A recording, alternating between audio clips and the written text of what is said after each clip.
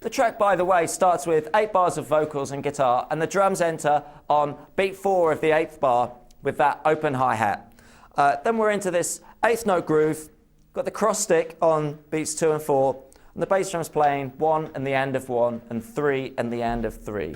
So that sounds like this.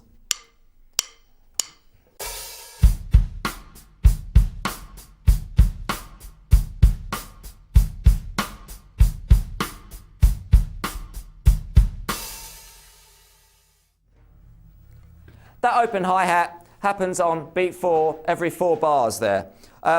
One thing that's worth noting here is the difference that turning the stick around will make to the sound of your cross stick. For example, if I hold the stick the way we'd normally play, we'd get this sound. Now if we switch it around, so we've got the butt end of the stick hitting the rim, it sounds like this. It's often very difficult to get a good recorded cross stick sound, and that can be the reason. So just turning the stick around can make a big difference to that sound. It does, however, make it a little trickier to play the tom groove that's coming up next, because you've got the additional weight of the butt end of the stick there. But I think it's a worthwhile change to make there. So onto that tom groove. Let's build this up slowly. We're going to start by playing 16th notes between the floor tom and rack tom, and moving the right hand across from the floor tom to the snare to play beats 2 and 4. That would sound like this.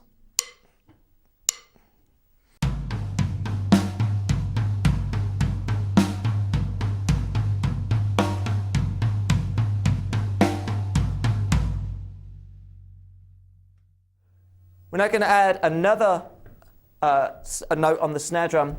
And this is going to be on the 2nd 16th note of beat 3. So this will be with your left hand, and that would sound like this.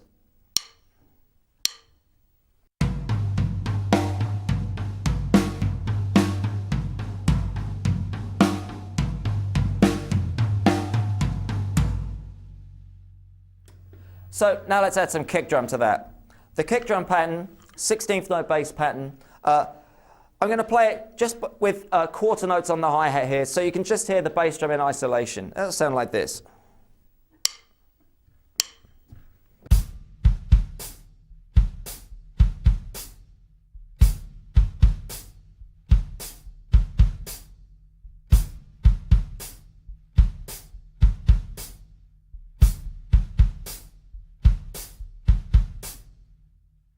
Now let's combine those two parts, so the toms and the bass drum together, and we should end up with something that sounds like this.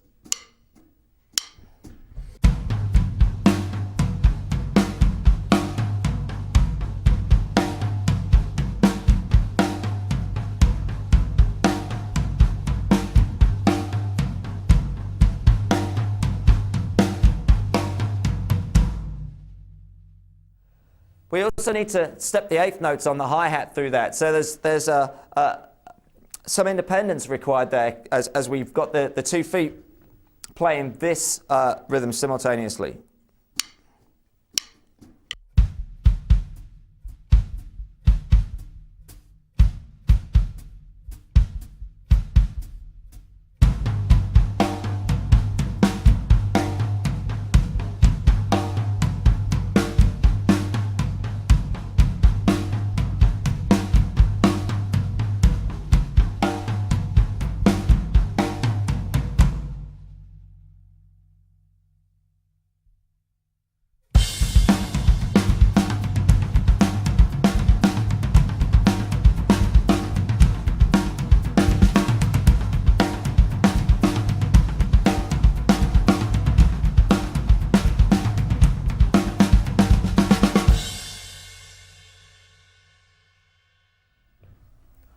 Aside from the fills where the snare's just playing single strokes on beat 4 every 4 bars, the first real fill that we encounter is the one that takes us from the verse into the chorus.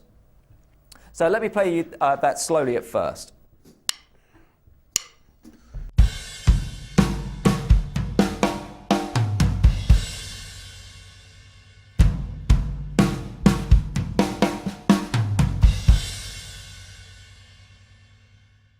So the first thing you'll notice about that is the fact that we've got to move up the left hand to the crash cymbal as well as the crashing with the right hand there. So just that last beat of the bar, and something worth practicing is this figure.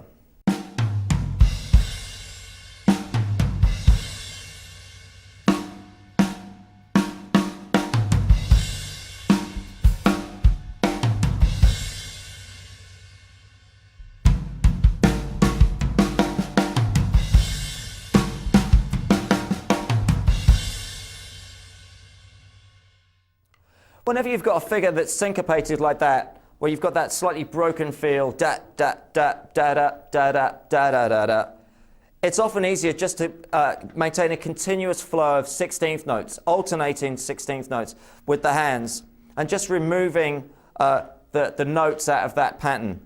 For example, if you just keep them alternating 16ths,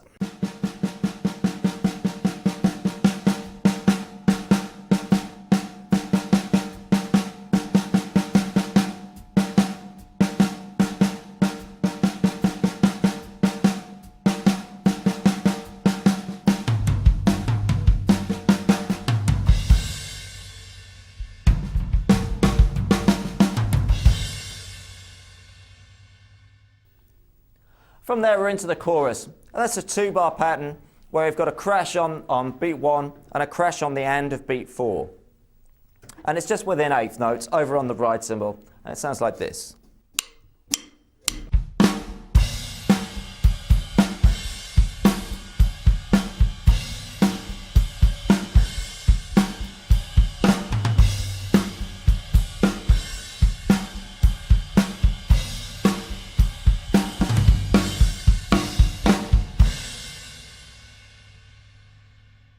So just before we have that fill in the last bar, there's just that little triplet figure played snare, rack, floor, bass drum, before we've got those crashes in the last bar. So that figure in isolation sounds like this.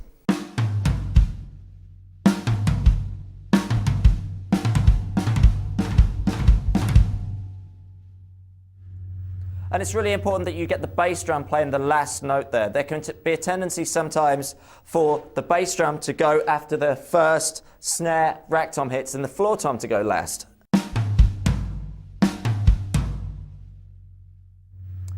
But you don't get the same descending feel that you do as when the bass drum goes last.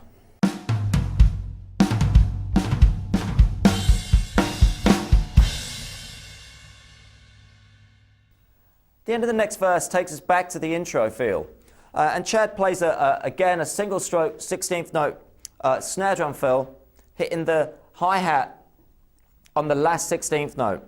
So he'd be doing that with his left hand like this.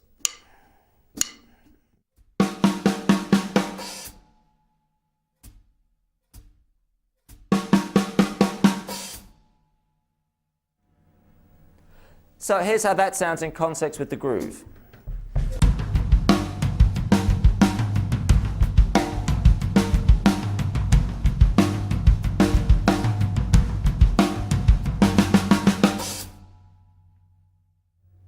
By playing that open hi-hat there, it means you get no downbeat at the beginning of the intro again. So it's quite an effective way of giving an abrupt ending to that verse. On to the final chorus now, which on the recorded version of the track, Chad plays the last 2 bars in this way.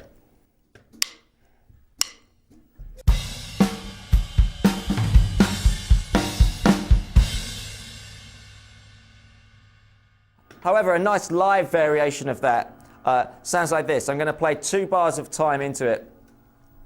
You may have seen Chad play it this way live.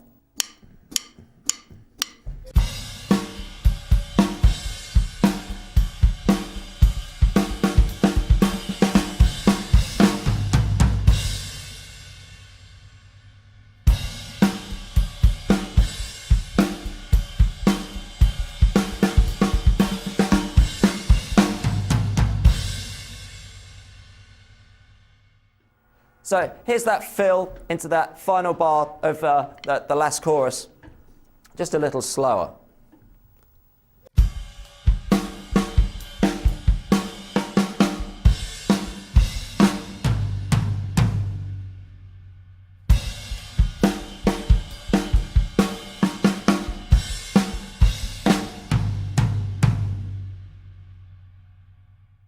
As you know, there's a double chorus at the end of the tune. The fill that we just played, you'll hear the first time around, and on the final chorus, in a live context, you might have heard Chad approach it this way. Here's again the last 2 bars with 2 bars of time leading into it.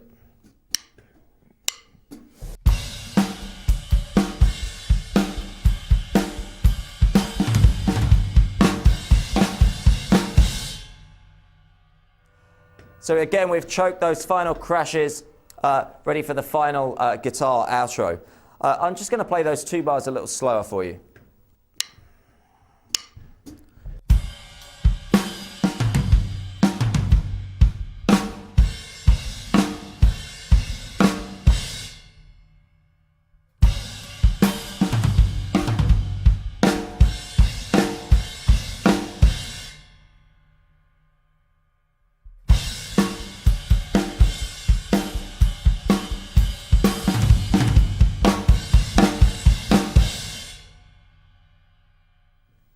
And that's all the drum parts for the track, by the way.